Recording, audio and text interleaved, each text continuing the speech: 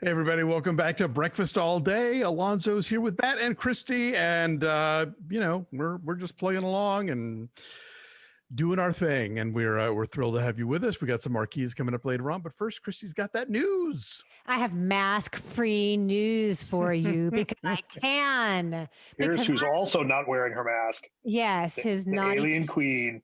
Nice. It's today's tiki mug from Matt if you're watching the show. So we can wear masks. We don't have to wear masks anymore, according to the CDC, if we are vaccinated. If we are fully vaccinated and it's all kicked in and we're firing on all cylinders, indoors or outdoors, supposedly we don't have to wear masks anymore. Of course, this is still, dependent on where you live. Yes. And what county you live in and what state or what school you go to, for example. So, out and about walking here, maybe you don't want to wear a mask anymore. You don't have to. If you are a kid in school, you still have to wear a mask, even if you are in that 12 to 15 range where you can begin getting the vaccination. Well, the CDC had exclusions, right? It was schools, hospitals, and something else. Anyway. I thought grocery stores, maybe. I mean, still, it's up to like Republican rallies. Private businesses, I would assume, certain parts of Orange County. But private businesses, I would assume, because they are a private business, can reserve the right to still indicate that they want their customers to wear masks. Yeah, and state mandates also, I think, outweigh the CDC guidelines in terms of if you're living somewhere where the state still says you have to wear them, then you still have to wear them. One of the things I thought was particularly hilarious about people going into places like Target or whatever stores and screaming about they have the right to not have to have masks on. Nobody does that at a store like, what do you mean I have to wear a shirt to be served? What do you mean I have to wear shoes? Like, well, my favorite correlation of all this is that the people who are really upset about your masks want to be able to carry guns at Target. So, my freedom. But you would think they'd be better off with the masks on and carrying the guns, right? Beats me. So you're looking for logic here. What's interesting about this is, of course, it is the honor system. Because unless you're like walking around, Matt's wagging a finger at me like, no, silly girl, you're wrong. But is it not the honor system? Well, here's the thing. Because if you're fully vaccinated, it means you've had both shots or the Johnson & Johnson shots in a couple of weeks. That means that your 5G chip in your head will recognize whether or not somebody else has a 5G chip. And if you don't see the little symbol that they're okay, then you know to avoid that person, then they haven't been vaccinated. A friend of mine is making a T-shirt with a picture of his Vax card on it. I suspect that might be the hot look this summer. Just a theory. I don't know. Doesn't it have all kinds of personal information on it, though, that you don't want the world to know? Well, I think you'd blur, your date of birth, More because I'm interested in the donuts. I was thinking about getting mine laminated. Actually, you should not get it laminated because if you have a booster and they need to write that down as well, then they can't. Well, that's why we have Sharpies, Alonso. Well, I'm just saying, they're saying don't laminate your cards, even though I think like Staples or somebody was offering to do it free for a while. And it was like, no, don't laminate. There's a booster coming. So we need the little badge holders like we get at Comic-Con and other conventions. And so lanyards and I have the backstage pass. I'm with the band. Yeah. I had a whole discussion with Nick about this. And my analogy for him was, it's like on Halloween, when someone doesn't feel like answering the door to trick-or-treaters and they just put a bowl of candy out on the front porch. You just take one piece of candy. It's the honor system. We all have to trust each other and look out for each other. He's like, I usually take 3. See, I thought where you were going with that analogy was the honor system is that if you have a mask, if you are in costume, you get to go and trick or treat. But you can't just be some kid walking around the neighborhood saying, give me candy. Now, the Hollywood Bowl, right? Aren't they actually enforcing a thing like for, if it's season ticket holders or ticket holders in general, that you have to show your Vax card to get in? I thought I read that this week. Well, I'll tell you what, we went to a Kings game over the weekend. On Saturday night, Chris and Nick and I went to a Kings game, and we needed to show our vaccination cards at the gate before you could even walk in the door. And then I had to get Nick COVID tested and show on my phone that his test was negative. And they didn't want people to bring purses in, which has been a long-standing thing at like soccer games, you have to have like your items in a clear purse. So I guess the logic behind that is they don't want you to sneak food in, because once you got inside of Staples, you couldn't eat at your seat. You couldn't like get a beer at the concourse or popcorn and bring it back to your seat and eat. You had to have your mask on the whole time. So it was weird. It was the vibe was like when you're stuck at the airport during a snowstorm, because everyone's like hanging out at these bars, and like the bar, not all the concourse concession stands were open. Like some of them were closed, but people were eating at the counter anyway. The purse thing is because they don't want Christy to keep throwing squid on the ice anymore. and only some places were open to get a beer. I don't know. I went to a Target this week for the first time in ages, and I was going to go to the Starbucks and grab like a coffee and a pastry as I ambled through the store. And the Starbucks was in the store was open, but you weren't allowed to consume it in the store. Nope. And it also closed like the seating area. So I guess the idea was you were buying it on your way out. Yep. Because you couldn't just walk around eating and drinking in the Target. So yeah, there's a Starbucks in the grocery store I go to. Yeah, you can't drink your coffee and shop anymore now. I think as businesses start requiring proof of vaccination, at some point, some lawyer is going to get involved and come up against whether or not that falls against HIPAA regulations, that you're able to keep your health information private. So we'll see. Well, I mean, I know that schools can force you to yes. show that your kids have been inoculated, right? So, yes, yeah. that I understand, but I wonder if there's going to be any differences in that, just because it's not a school situation. Yeah, I don't know. Maybe. Interesting. We got news today that next fall, all the schools in our district will be in person all day, every day. So that's exciting. Okay. Whereas now it's in person 4 days a week, and LAUSD, a different district, just went back recently. So it's like there's good news on that horizon as more and more kids are getting the vaccine too. I wonder how they're going to handle that. Will there still be masks in the classroom? There's a lot to find out in the next few months. Also this week we had a whole bunch of Golden Globes news. And this seems like a lifetime ago, but like shit went down really fast early in the week. So NBC is not going to air the Globes next year. Netflix, Warner Media, and Amazon have all cut ties with the Hollywood Foreign Press Association unless and until they prove like tangible progress in the realm of diversity and like not being on the take, for example. And the biggest news of all, Tom Cruise has returned all 3 of his Golden Globes that he won for Born on the 4th of July, Jerry Maguire, and Magnolia. Not since John Kerry left his medals on the steps of the Capitol. It's been a nutty week. And I was talking with somebody about this. Who is doing the publicity for the Hollywood Foreign Press? Because like no one. It doesn't seem like they're even trying. Because like last weekend, reopening in a theater in New York and a theater in LA, and I'm sure it'll be streaming soon, but it's a new 4K restoration of Melvin Van Peebles' 1968 film Story of a Three-Day Past. This like groundbreaking piece of Black American independent cinema. And the 4K restoration was at least partially, if not principally, funded by the HFPA. And like they give money to Outfest every year. Like a lot of nonprofit film organizations get these grants from the HFPA. And I'm like, why is no one talking about the actual good shit they do, and not just how like the membership is all white and how they can be easily bought by, studios to give awards to crappy movies? It's like, I'm not saying I mean, both these things can be true, but like who is coming out to like defend them on the front that they can be defended on, because the other one they cannot. Well, their PR company ditched them, didn't they? That's what I thought had happened a while back, was that the PR company that was handling them, and I can't remember who it was, who also would have other celebrity clients, was pressured to be like, yeah, you know what, we're out. Maybe maybe they're at sea with no one to speak for them, but it just seems weird because like, the HFPO is a shit show, and they do need to like completely overhaul everything they do and how they do it and who gets to be in it.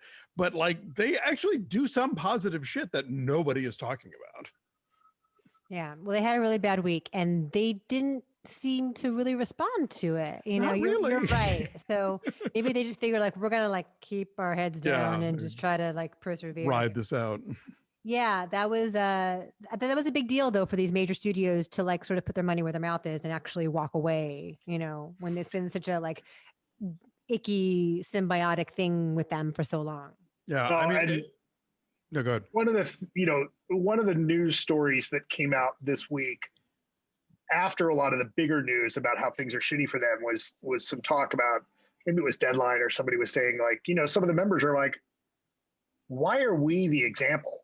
Like everybody else has been doing this shit too, which doesn't make it okay, right? But there's some of the, I guess, longer term members are thinking like, man, the studios do this kind of crap too. Like so, there's yes, but I agree with you. Like the HFPA does need to reform, and I'm not sure it could be reformed at this point without completely changing the nature of the organization.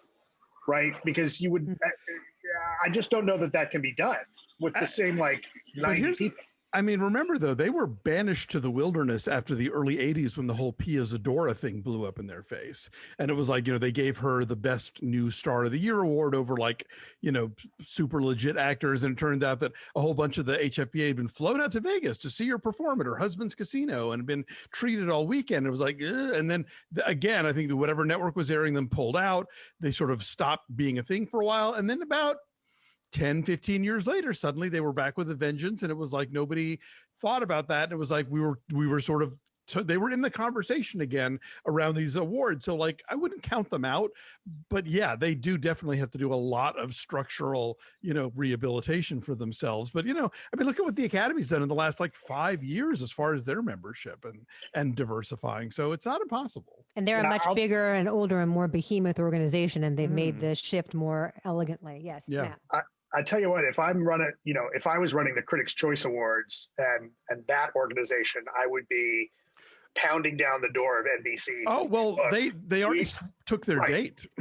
Right. But I mean, like, look, and you would hope that, I mean, not hope necessarily, but you have to imagine somebody over there, like it's a great opportunity for the Critics' Choice to become the next Golden Globes level award show.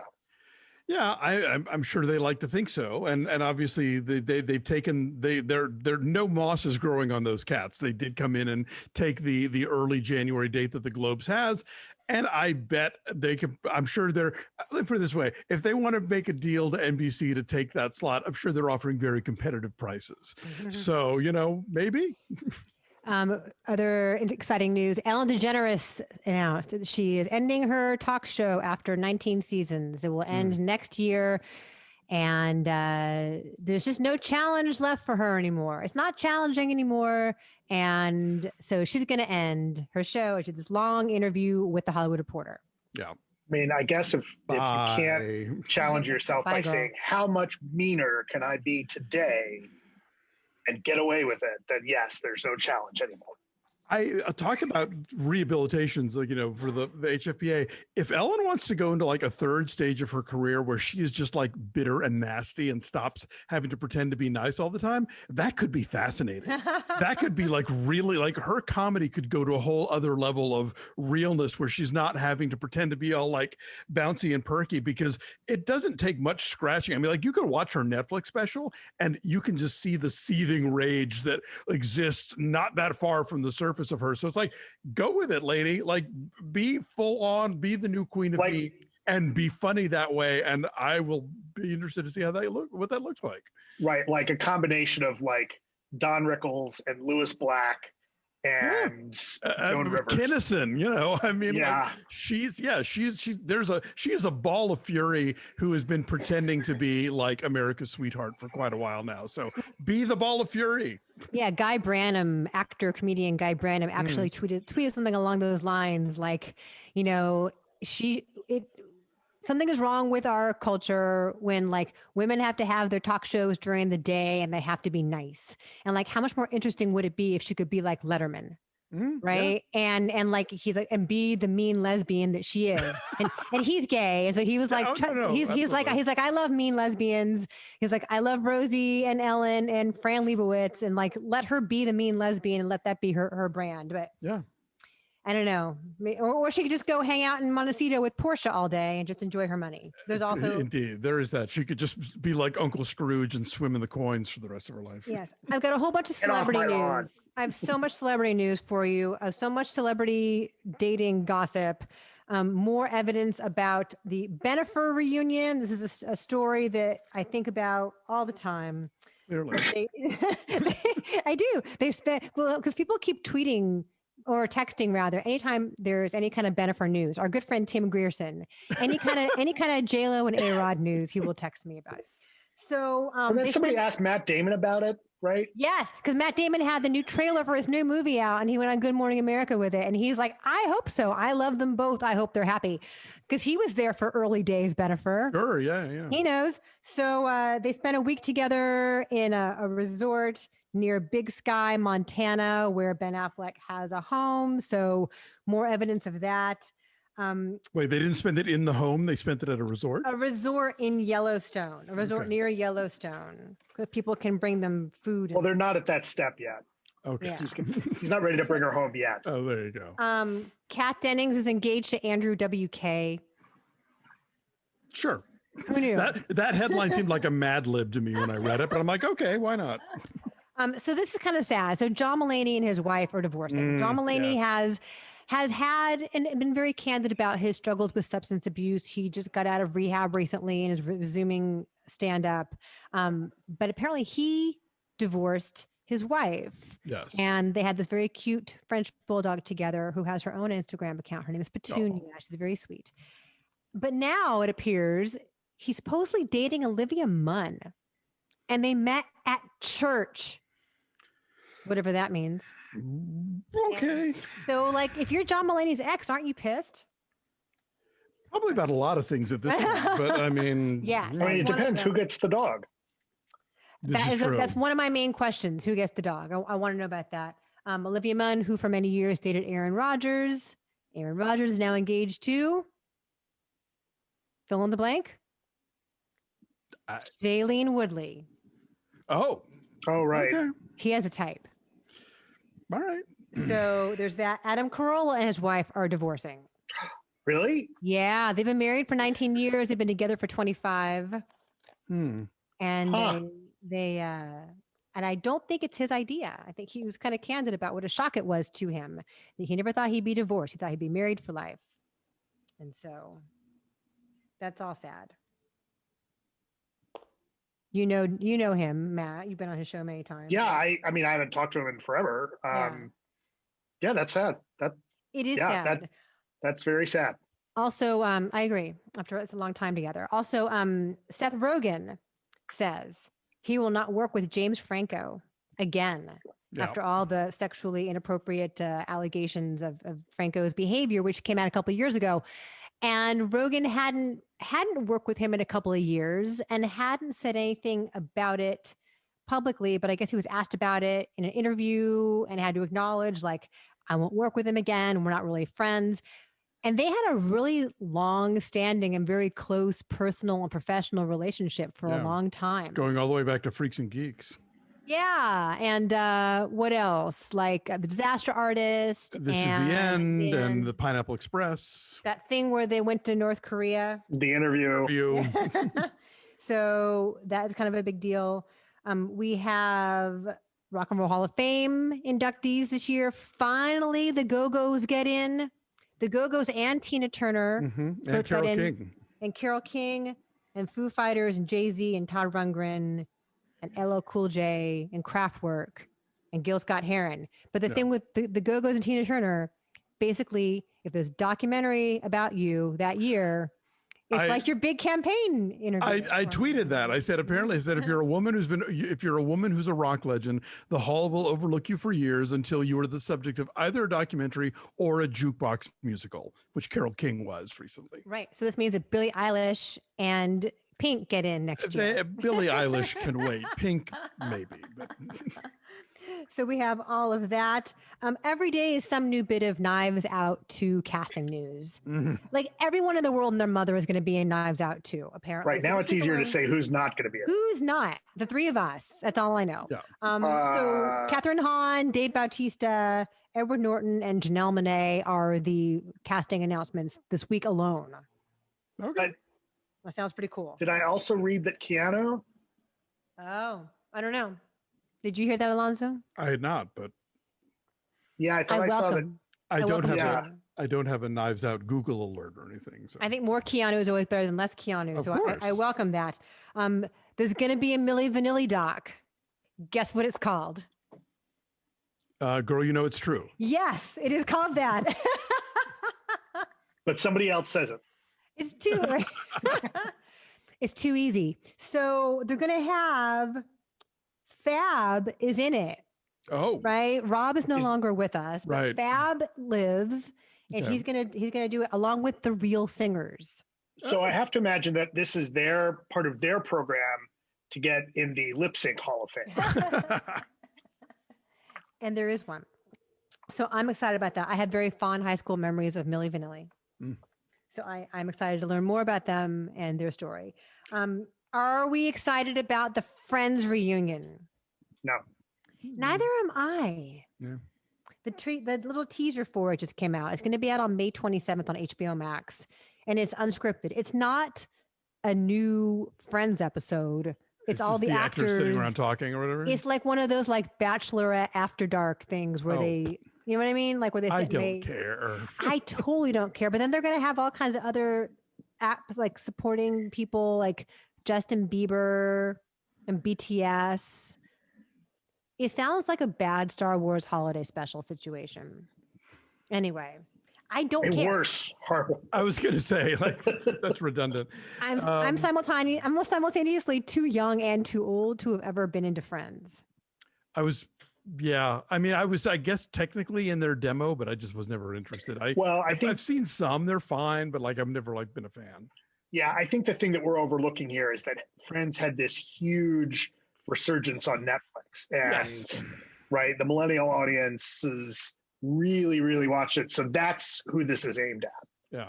Thus, school having kids. Bieber and BTS. Friends and The Office are like the old shows that the younger viewers have really been getting into of late.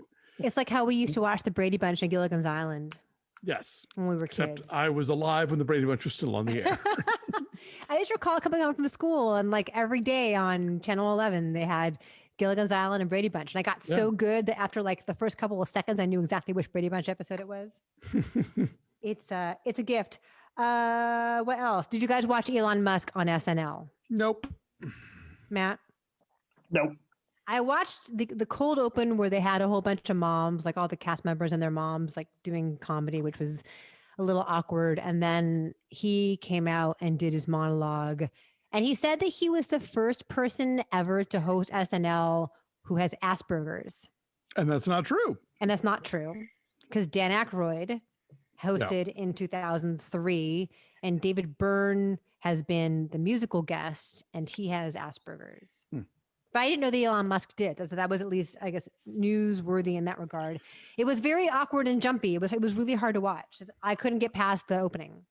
Well, I hope you didn't have any money in Dogecoin. I guess what the numbers really dropped. Apparently it took a rig tumble after he like kind of goofed on it or something. I don't know. I don't understand Dogecoin and I don't want to understand it. It's all baffling to me.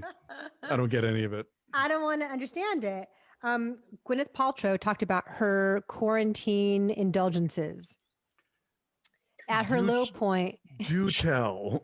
She had bread. she ate bread No.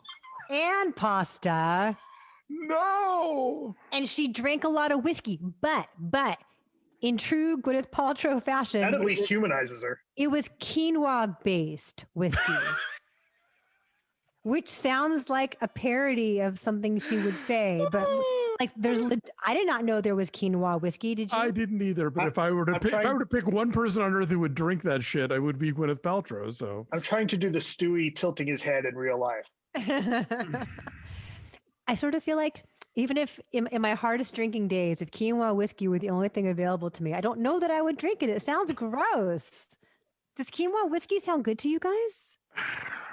I mean, look, it could be one of those things where it sounds terrible. Then you try it like, oh my God, quinoa whiskey. Where have you been all my life? You know? I mean, I don't like whiskey anyway. So Me neither.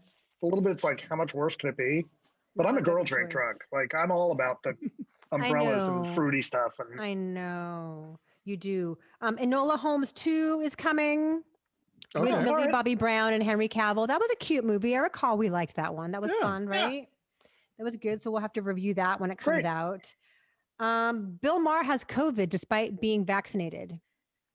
Did you guys see this? Yes. So do a bunch of the New York Yankees. Right. I heard that too. And one of the things the CDC and some other health experts have said that, yes, you can get breakthrough infections, but part of the point of the vaccine is that it's not going to kill you when you get COVID. Exactly. You're less likely to be hospitalized, and you're much, much less likely to die. It's like a cold. Yeah. So that is that. But if you've been vaccinated. Yeah, I guess he's been vaccinated, and in their weekly COVID tests, he got it. So I mean, I do have to point out the delicious irony of that news breaking the day after the White House, like, no more masks. Well, yeah, somebody on Twitter said, I love that when Tom Hanks said he had COVID, it was like, shut it all down. And when Bill Maher said he had COVID, it was like, fuck it, who cares? It's a different time. It's a different time. Yeah. A different guy. Yeah. Prince Harry, did you guys see this? Prince Harry went on Dax Shepard's podcast and talked about what life was like within the monarchy. And he said it was like a mixture between being in the Truman Show and being in a zoo. And he said, I don't want to be a part of this. He saw what it did to his mother, and he doesn't want to continue that cycle. So basically, he just, in the clearest terms yet, articulated his withdrawal, which we could sort of figure out. But sure, I don't blame him. Speaking of the monarchy, we just learned that Gillian Anderson is going to play Elle Fanning's mom on The Great season 2. She's going to be Catherine the Great's mom. Yes. The socialite. So we'll be doing that on our Patreon, patreon.com/BFestAllDay. We did all of season 1 of The Great, and we'll certainly be doing season 2. Yeah, like between The Great and The Crown, like Gillian Anderson's covered, Yes. She has an excellent British accent. Is she actually English? Is she originally English? Or can she just do a really good accent? Oh, I'm forgetting now. It's like Kristen Scott Thomas. Is she French? Who can even keep up? Or is her French just perfect? We have some sad news. The Obama's dog, Bo, died of cancer. He was a Portuguese water dog, a gift from Ted Kennedy, who had Portuguese water dogs himself. And we had several deaths this week, including Tawny Kitaen, yes, the 80s video vixen and former wife of Chuck Finley. Tawny Kitaen, co-star of Bachelor Party. Yeah, young Tawny Kitaen, before she was crawling on hoods and Whitesnake videos. She was going to marry Tom Hanks in Bachelor Party. When I was younger, I loved that movie, and I don't dare go back and watch it because I'm sure that it. Yeah. Oh yeah. That's that. When I think about like problematic 80s comedies, like I don't even want to know. But at the time, I thought it was hilarious. Revenge of the Nerds. Yeah. Can't do it. So she died at 59. Last I saw, there was not a cause of death, but she had been on celebrity rehab in the past. Yes. So there is that. And she had been charged with assaulting spousal and abusing his spousal abuse. Husband, She's like stomping on him in heels. On Chuck I Finley. remember correctly. Yeah. Yes. And one thing we didn't talk about before we finish up here. Joss Whedon apparently now what? Gal Gadot did a TV interview. Oh. It said that with Israeli TV saying that during the Justice League reshoots that he did, whatever confrontation they had, he said to her that he would make sure that she was miserable, and he threatened her career. And that turned out great. Good luck with all that. This guy, I just every time you turn around, it's another shitty thing from him. By the way, I looked it up. Gillian Anderson is from Chicago. She does a perfect English. But the English part of Chicago. Apparently, yes. The eastern side. Little Suffolk. Exactly. And finally, the sad news of Norman Lloyd leaving us at 106 after a fantastic legacy, tremendous life. That's a good run. Yeah. Worked with Hitchcock, Wells, Chaplin, like, you know, Judd Apatow, Amy Schumer, like that. That's a life, folks. 106. And he was our we at LA Film Critics gave him a special award this past year. The first recipient of the LAFCA Legacy Award. Yeah. So which is what, you've lived a long time and here you go. Yeah.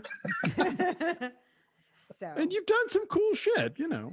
Yeah, I mean, legendary up until the very end. Yeah, I think part of the reason that he didn't get the Life Achievement Award from LAFCA is because a lot of his accomplishments were on television. Like he directed a lot of Alfred Hitchcock Presents episodes. Like his experiences were beyond purely cinematic. So, and there are a lot of people who probably only knew him from like St. Elsewhere. That too, yes. There is that. Anyway, that is all my news. We are chock full of news, and I got it all in, so we are done with that. Nicely done, Matt. What do we got marquee-wise? Yes, let me call those up. Only a few marquees this week. These are ones that I picked up, and just showing some various places around town. This is the Coolidge Theater, I believe, in Boston. They are reopening today, as you can see from the sign. Reopening May 13th, and it looks like they'll be showing Vertigo and maybe Crouching Tiger. Women on the Verge, and I'm going to get to 2001. That's maybe so. Unless they're showing Wong Kar-wai's 2046, I can just see the first two digits. Yeah, that's all that was in the photo. Next 20th Century Women. There you go. This is the Prince Charles Cinema in London, and they have posted May the 17th be with you because that's when they reopen. Nice. And our last picture, this is a Regal Cinema in, I believe, Northern California that says they are now open. And they're showing Raya, Here Today, God Help You if you go see Here Today, Mortal Kombat, Wrath of Man, Demon Slayer, and The Unholy. And so I got a bunch of signs this week that, show that theaters are open. So I think we may be running out of clever stuff on signs, but I will probably put together a recap and kind of greatest hits of some of the funniest stuff that I've come across, and we'll do that one day. We've loved them. It's been a fun journey across the country and around the world to see where you guys live and the places that matter to you. So thank you.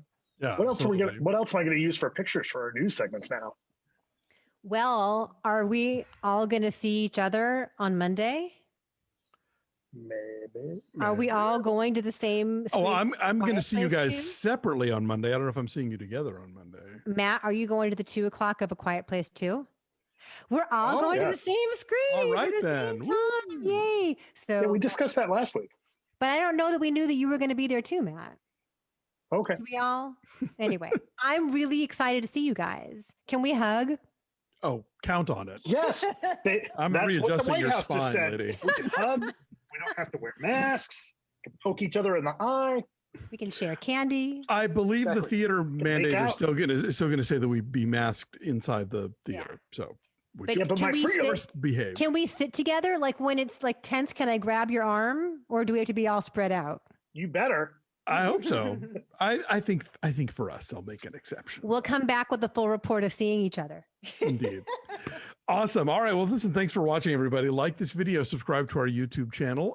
Check us out again. Like I said, our Patreon at patreon.com/BeFastAllDay. Currently talking about The Handmaid's Tale, but a lot of exciting stuff coming up, including Barry Jenkins' The Underground Railroad, which drops today on Amazon. We need a moment to catch up with that because they're dropping all 10 episodes at once, but we will be talking about that on our Patreon in the near future. And in the meantime, you can, of course, follow us on social media at BeFastAllDay on Twitter, Instagram, and Facebook. Have a great week, you guys. Take care of yourselves and each other, and we'll see you next time. Bye.